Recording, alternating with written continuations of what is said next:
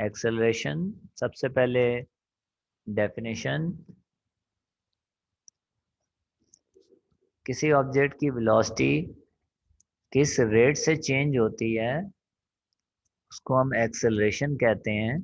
यानी कि टाइम के लिहाज से किसी ऑब्जेक्ट में चेंज इन वेलोसिटी कितनी आती है, वक्त के लिहाज से किसी ऑब्जेक्ट में वेलोसिटी में तब्दीली कितनी होती है, वो हमें एक्सेलरेशन बताता है। जैसा कि आपको डेफिनेशन में नजर आ रहा है, acceleration is defined as the rate of change of velocity of a body. Rate का मतलब टाइम के साथ रेशो, चेंज इन वेलोसिटी की टाइम के साथ रेशो जो है उसको हम एक्सेलरेशन कहते हैं। इसको हम ऐसे भी डिफाइन कर सकते हैं, the change in velocity produce in unit time is said to be acceleration. तो ये तमाम डेफिनेशन जिसमें टाइम नीचे आता हो उनको हम हमेशा दो तरीकों से डिफाइन कर सकते हैं। रेट का लफ्ज भी इस्तेमाल कर सकते हैं और यूनिट टाइम का मतलब एक सेकंड एक मिनट के हिसाब से कितनी चेंज आ रही है उस ऑब्जेक्ट के अंदर। फिलहाल वेलोसिटी की बात करें तो वेलोसिटी में कितनी चेंज आ रही है वक्त के लिहाज से, वो हमारा एक्सेलरेशन है। एक्सेलरेशन को मैथमेटिकली जो है वो कैसे रिप्रेजेंट करते हैं, उसके बिल्कुल नीचे आपको नजर आएगा ये मैथमेटिकली पोर्शन है। और अप टू इंटरवल तक एक्सेलरेशन का फार्मूला है चेंज इन वेलोसिटी, और नीचे हमारे पास time taken. Change in velocity को final velocity minus initial velocity change in velocity कहलाती है। यानी कि कोई ऑब्जेक्ट मूव करता हुआ जा रहा है, शुरू वाली वेलोसिटी उसकी इनिशियल वेलोसिटी है, थोड़ा सा आगे चला गया तो बाद वाली उसकी वेलोसिटी जो है वो फाइनल वेलोसिटी है। फाइनल में से इनिशियल को निकाल दें तो दरमियान में जितना चेंज आया वो चेंज इन वेलोसिटी कहलाती है। फाइनल वेलोसिटी का सिंबल होता है छोटे v के साथ छोटा सा f लिखते हैं, ये फाइनल वेलोसिटी को रिप्रेजेंट करता है। इनिशियल वेलोसिटी का सिंबल होता है स्मॉल v के साथ छोटा सा एक i लिखते हैं, ये इनिशियल वेलोसिटी को रिप्रेजेंट करता है। तो फार्मूला जो था हमारे पास एक्सेलरेशन स्मॉल ए, इसका symbol is equal to V F minus V I over T, T is time taken. 2.3 इसका नाम नहीं देना और एंड में बता देना है कि ये सिंबल किस चीज़ के हैं। Taking acceleration as a, initial velocity as V I, final velocity as V F and time T is time interval. उसके बाद एक्सेलरेशन का यूनिट अगर आप देखें फार्मूले में तो हमें वी एफ माइनस वी आई यानी कि ऊपर चेंज इन वेलोसिटी नजर आ रही है। चेंज इन वेलोसिटी का या वेलोसिटी का यूनिट एक ही होता है। चेंज इन वेलोसिटी या वेलोसिटी का यूनिट एक ही है, जो हमने लास्ट टाइम पढ़ा था मीटर पर सेकेंड। और नीचे हमारे पास टी है, टाइम, टाइम का यूनिट सेकेंड है। तो मीटर पर सेकेंड और नीचे एक सेकेंड मौजूद है। तो पर सेकंड वाला जब सेकंड नीचे जाता है, क्योंकि -1 है वो नीचे जाता है तो +1 में चेंज हो जाता है, और नीचे पहले ही एक एस था तो दोनों एस मिलके सेकंड स्क्वायर बन जाते हैं। तो इसलिए हमने लिखा है ऐसा unit of acceleration is metre per second square. तो यूनिट की हेडिंग में हमने एक्सेलरेशन का यूनिट जो है वो एक्सप्लेन करना है। और साथ में एंड में लिख देंगे it is a vector quantity, क्योंकि ये डायरेक्टेड होती है, इसकी डायरेक्शन होती है, इसलिए एंड में यूनिट के एंड में खुद से लिख लें it is a vector quantity. Definition के बाद मैथमेटिकली, और मैथमेटिकली के बाद हमारे पास नेक्स्ट हेडिंग है यूनिफॉर्म एक्सेलरेशन। यूनिफॉर्म एक्सेलरेशन जिस तरह हम पहले करते आए हैं, यूनिफॉर्म स्पीड भी किया, यूनिफॉर्म वेलोसिटी भी किया। क्योंकि स्पीड के फार्मूले में डिस्टेंस ओवर टाइम था, तो हमने कहा था कि बराबर वक्त में बराबर डिस्टेंस ट्रैवल करे तो वो उस ऑब्जेक्ट की जो स्पीड होती है वो यूनिफॉर्म होती है। वेलोसिटी के फार्मूले में चूंकि डिस्प्लेसमेंट ओवर टाइम था तो हमने कहा था बराबर वक्त में बराबर डिस्प्लेसमेंट तय करता हो, कोई ऑब्जेक्ट जा रहा हो तो ऐसे ऑब्जेक्ट की जो वेलोसिटी होती है उसको हम यूनिफॉर्म वेलोसिटी कहते हैं। आज जो टॉपिक है एक्सेलरेशन, इसके ऊपर चेंज इन वेलोसिटी है, तो हम कहेंगे बराबर वक्त में अगर बराबर चेंज इन वेलोसिटी आ रही हो किसी ऑब्जेक्ट के अंदर तो उस वक्त उस ऑब्जेक्ट का एक्सेलरेशन जो है वो कहलाएगा यूनिफॉर्म एक्सेलरेशन, चाहे ये वक्त छोटे से छोटे क्यों ना ले लें। यानी कि 2-2 सेकंड के बाद, 1-1 सेकंड के बाद भी चेक करें तो चेंज इन वेलोसिटी बराबर ही आनी चाहिए। तो 1 सेकंड के बाद 2 मीटर पर सेकंड की अगर चेंज इन वेलोसिटी आई है तो अगले 1 सेकंड के बाद भी 2 मीटर पर सेकंड की चेंज इन वेलोसिटी आनी चाहिए। तो यहाँ पे लिखा हुआ है a body has uniform acceleration if it has equal change in velocity in equal interval of time. बराबर वक्त में बराबर चेंज इन वेलोसिटी आती जा रही हो, ऐसा ऑब्जेक्ट मूव करता हुआ जा रहा हो, तो वो ऑब्जेक्ट जो होता है उसका एक्सेलरेशन यूनिफॉर्म होता है।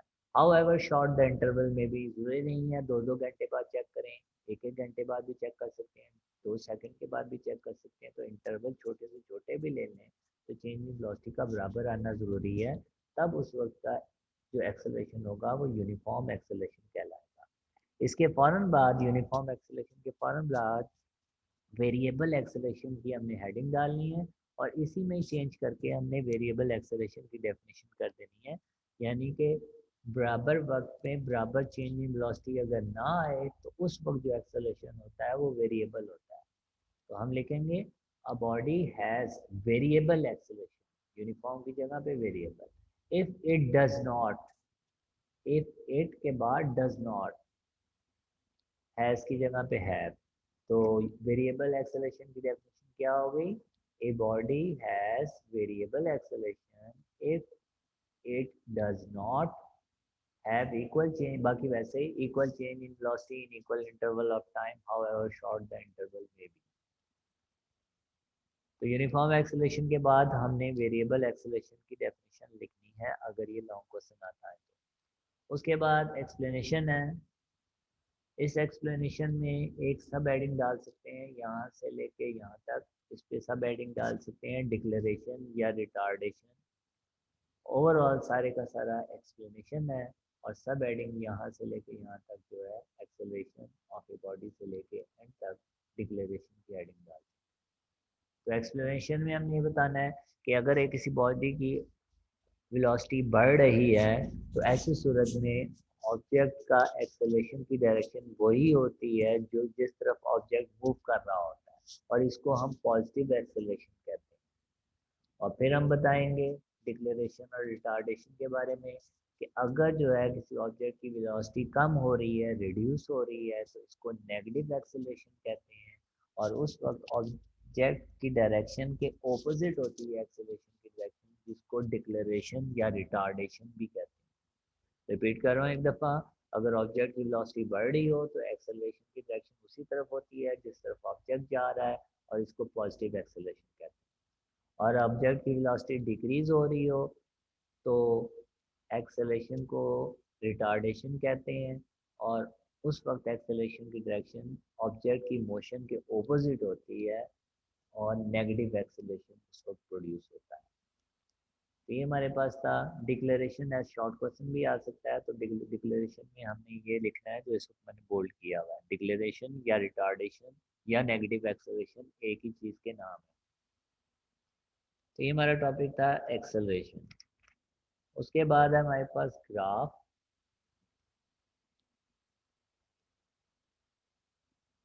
जी, ग्राफ है हमारे पास पेज नंबर 40 पे, ग्राफिकल एनालिसिस ऑफ मोशन लिखा हुआ है। जब हमने ये टॉपिक किया था तो हमने यहाँ पे ग्राफ का एक क्वेश्चन किया था, what is a graph, explain with an example,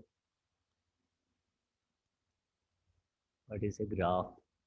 graph की हेडिंग डालनी है हमने, और ये ग्राफिकल एनालिसिस ऑफ मोशन को हमने काट के यहाँ पे हमने ग्राफ की हेडिंग डालनी है। और सबसे पहले ग्राफ की डेफिनेशन है, फर्स्ट टू लाइंस जो है वो ग्राफ की डेफिनेशन है। ग्राफ बेसिकली तस्वीरी तौर पे एक पिक्चर सी बनाई जाती है जो कि दो क्वांटिटीज के दरमियान रिलेशन को रिप्रेजेंट कर रही होती है, उसको हम ग्राफ कहते हैं। जैसा कि आप ये साइड में देख सकते हैं कुछ लाइंस बनी हुई हैं, एक क्वांटिटी नीचे है और एक साइड में वर्टिकल क्वांटिटी है और एक हॉरिजॉन्टल, और इनके दरमियान ताल्लुक को रिप्रेजेंट किया गया है। ग्राफ इज ए पिक्टोरियल तस्वीरी way of presenting information about relation between various quantities, मुख्तलिफ क्वांटिटीज के दरमियान ताल्लुक को रिप्रेजेंट करने के लिए एक पिक्चर बनाई जाती है जिसको ग्राफ कहते हैं। उसके बाद इसकी एक्सप्लेनेशन है थोड़ी सी, यहाँ से लेके यहाँ तक इसकी एक्सप्लेनेशन है, जिसमें बताया गया है कि जिन क्वांटिटीज़ के दरमियान ग्राफ बनाया जाता है उनको वेरिएबल कहते हैं, जिन क्वांटिटीज़ के दरमियान ग्राफ बनाते हैं उनको वेरिएबल कहते हैं। और इन वेरिएबल्स में से एक इंडिपेंडेंट कहलाता है और दूसरा जो है जिस पे जो डिपेंड कर रहा होता है इंडिपेंडेंट के ऊपर, उसको डिपेंडेंट क्वांटिटी कहते हैं। जैसा कि आसान लफ्ज़ों में ये नीचे आप देखें, अगर एक ग्राफ है हमारे पास, ये टाइम, ये 2.18 की मैं बात कर रहा हूँ, टाइम और डिस्टेंस के दरमियान एक ग्राफ बना हुआ है। तो टाइम जो है किसी कोई ऑब्जेक्ट अगर मूव करता हुआ जा रहा है, ठीक है, तो जितना हम टाइम ज़्यादा देंगे उतना ही डिस्टेंस ज़्यादा कवर हो सकता है, जितना टाइम कम देंगे उतना ही डिस्टेंस कम कवर्ड होगा। इसका मतलब है टाइम इंडिपेंडेंट है, वो हमारी मर्जी के मुताबिक है, लेकिन डिस्टेंस जो है जितना टाइम ज़्यादा देंगे डिपेंड कर रहा है, उतना डिस्टेंस ज़्यादा ट्रैवल होगा, तो ये डिपेंडेंट क्वांटिटी है। इसी तरह अगर हम ऊपर ये जो एक ग्राफ बना हुआ है, ये मैच का एक ग्राफ बना हुआ है, ओवर्स इसमें लिखे हुए हैं और रन स्कोर लिखा हुआ है। इसमें ओवर्स जो है ये हमारी मर्जी से हैं, 10 ओवर का मैच रखें या 50 ओवर का रखें, ये हमारी मर्जी है, लेकिन रन्स इस पर डिपेंड करेगी। तो रन स्कोर जो है वो डिपेंडेंट क्वांटिटी है। तो ओवरऑल एक्सप्लेनेशन में हमने यही बताया कि दो वेरिएबल्स होते हैं जिन पे ग्राफ बनाया जा रहा होता है, उनमें एक इंडिपेंडेंट होता है, एक डिपेंडेंट होता है, और डिपेंडेंट जो है वो इंडिपेंडेंट पे डिपेंड कर रहा होता है। इसके एंड में हमने एक एग्जाम्पल की हेडिंग डाल के ये ग्राफ बना देना है। ये run scored by cricket team, ये नीचे वाला ग्राफ जो है ये हमने ड्रॉ कर देना है। रफली 10 20 30 ओवर्स शो करने हैं, ऊपर 50 100 150 रन को शो करना है, और एक लाइन जो है वो कर्व सी मूव करती हुई शो कर देनी है, बीच में सर्कल्स बना देने हैं कि विकेटें गिर गई हैं। तो ये ग्राफ जो है ये हमने एंड में बनाना है। तो ग्राफ जो था उसमें डेफिनेशन थी, एक्सप्लेनेशन थी, और उसके बाद ये जो हमारे पास है रन स्कोर, ये हमने एग्जाम्पल लिखी। उसके बाद है distance time graph. Distance time graph जो है वो एज लॉन्ग क्वेश्चन आए तो ये यहाँ से शुरू होता है और नेक्स्ट पेज में object moving with variable speed ये इसमें शामिल है, यहाँ पे ख़त्म होता है ये।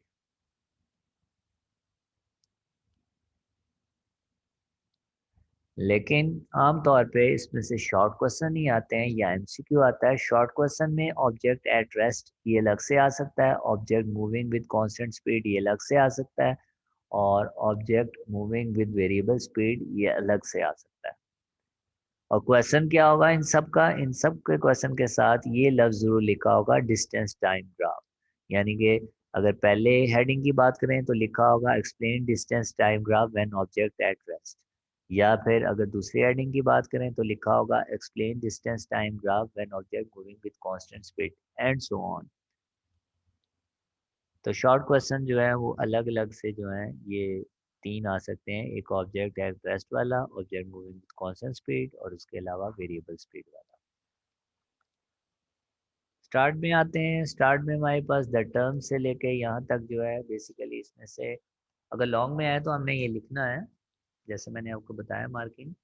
वैसे इसमें एमसीक्यू है दो हमारे पास। वो ये कहता है कि अगर एक ऑब्जेक्ट जो है वो स्ट्रेट लाइन में मूव कर रहा हो तो ऐसी सूरत में डिस्टेंस और डिस्प्लेसमेंट सेम होता है, क्योंकि डिस्टेंस होता है the length of the path covered by body, और डिस्प्लेसमेंट होता है shortest distance between two points. तो अगर स्ट्रेट लाइन में ही ऑब्जेक्ट जाएगा तो दोनों चीज़ें एक ही हो जाएंगी, उनकी वैल्यू सेम आ जाएगी। तो इसने ये लिखा है इसमें कि distance and time can be used interchangeably, एक दूसरे की जगह इस्तेमाल हो सकते हैं when object moves in straight line. Similarly अगर स्पीड और वेलोसिटी की बात करें तो दोनों के फार्मूले में आता है v is equal to S over T speed का, और v is equal to D over T जो कि वेलोसिटी का है। दोनों के फार्मूले में अगर s और d सेम हो जाए तो दोनों के फार्मूले सेम बन जाते हैं, तो इसका मतलब है वैल्यूज सेम आएंगी। तो हमने यही बात बतानी है कि ऑब्जेक्ट अगर स्ट्रेट लाइन में मूव कर रहा है तो ऐसी सूरत में वेलोसिटी और स्पीड एक दूसरे की जगह इस्तेमाल हो सकते हैं। तो हमारे पास है velocity and speed can be use interchangeably when object moves in straight line, ये हमें पता होना चाहिए। इसके अलावा ये बात हम याद रखें कि अगर हम डिस्टेंस टाइम का ग्राफ बना रहे हैं तो हमेशा जो एक्स एक्सिस है उस पर टाइम लिया जाता है, और जो वर्टिकल एक्सिस है उसमें डिस्टेंस लिया जाता है। तो ये थी हमारे पास इस पैराग्राफ की बात। आगे है हमारे पास object at rest. Object at rest में ये डायग्राम आनी है 2.18। लेफ्ट साइड पे एक डायग्राम है 2.18 जिसमें टाइम और डिस्टेंस के दरमियान ग्राफ बनाया गया है, और 10 और 20 के दरमियान में तकरीबन 15 मीटर पे जाके जो है एक स्ट्रेट लाइन ड्रॉ की गई है। नीचे टाइम जो है वो 5 सेकंड 10 सेकंड 15 सेकंड गुजरते जाते हैं, और जो लाइन है वो वहीं पे ही रहती है, यानी कि 15 मीटर पे रहती है। यानी कि ऑब्जेक्ट अगर हमारे से 15 मीटर पे मौजूद है शुरू में, वक्त गुजरने के साथ साथ भी वो वहीं का वहीं रह रहा है, तो ये लाइन उस चीज़ को रिप्रेजेंट कर रही है। तो ऑब्जेक्ट एट रेस्ट में हमने ये बताना है कि जब ऑब्जेक्ट रेस्ट में होता है तो ऐसी सूरत में जो होता है वो ऑब्जेक्ट मूव नहीं कर रहा होता है, डिस्टेंस ट्रेवल नहीं कर रहा होता है, वक्त गुजरता रहता है और ऑब्जेक्ट वहीं पे रहता है। ऐसी सूरत में जब हम ग्राफ बनाते हैं तो हमारे पास एक स्ट्रेट लाइन हासिल होती है, और ऐसी स्ट्रेट लाइन हासिल होती है जो एक्स एक्सिस के पैरेलल होती है। आप देख सकते हैं साइड वाली डायग्राम में एक्स एक्सिस के पैरेलल लाइन है। इसको हम ऐसे भी कह सकते हैं which is parallel to time axis, क्योंकि इस वक्त एक्स एक्सिस का नाम टाइम एक्सिस है। और ऐसे ऑब्जेक्ट की स्पीड ऑब्वियसली जीरो होगी, क्योंकि ऑब्जेक्ट रेस्ट में हो तो उसकी स्पीड ही नहीं होती, वो रुका हुआ है हमारे पास। और स्पीड वैसे भी डिस्टेंस ओवर टाइम होती है, तो डिस्टेंस कवर्ड ही नहीं होगा, जीरो होगा, तो स्पीड जीरो के बराबर है।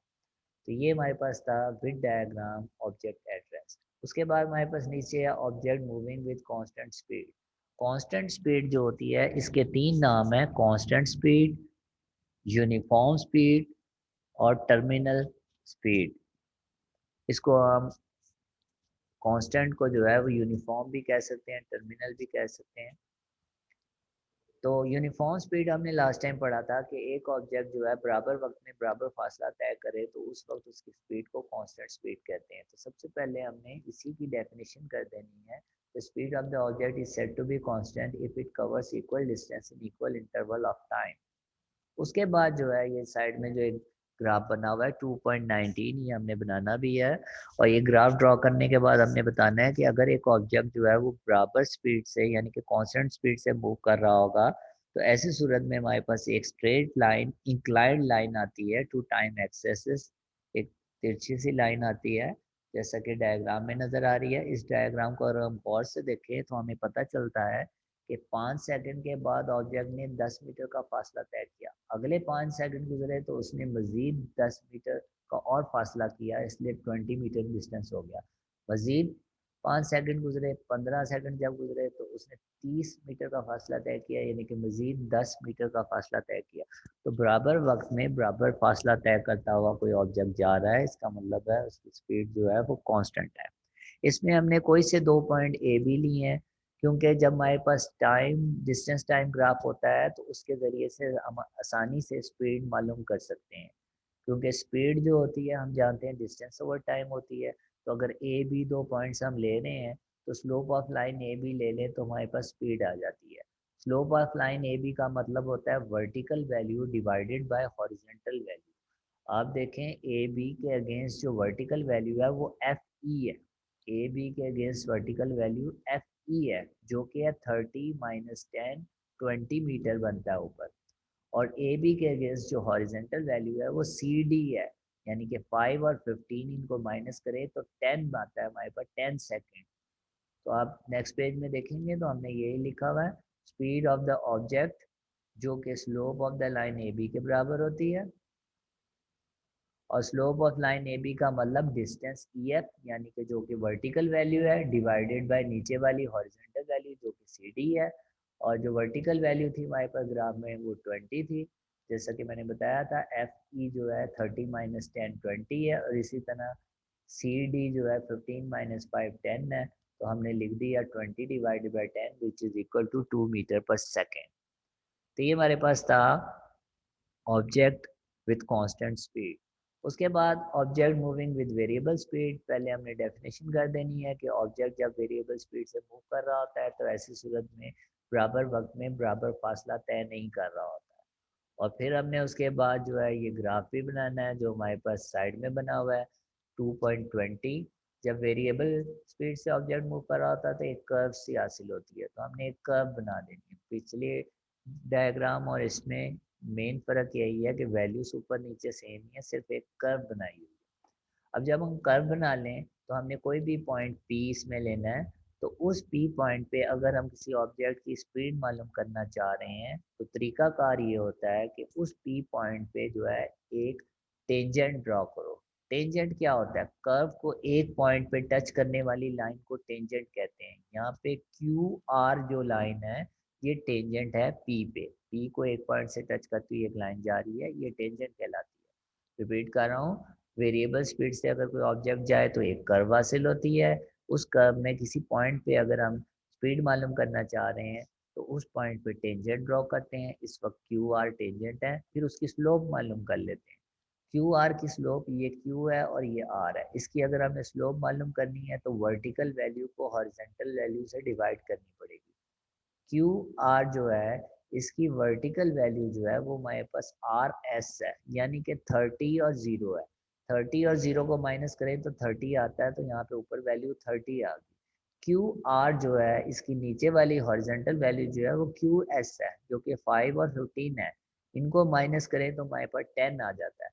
तो vertical value divide by horizontal value 30 divided by 10 3 आता है। 3 मीटर पर सेकंड जो है वो स्पीड ऑफ द ऑब्जेक्ट है at the point P. 3 metre per second में हमने ये क्वेश्चन यहाँ पे कंप्लीट कर देना है, और ये ग्राफ जो है 2.20 इसके साथ हमने ड्रॉ करना है।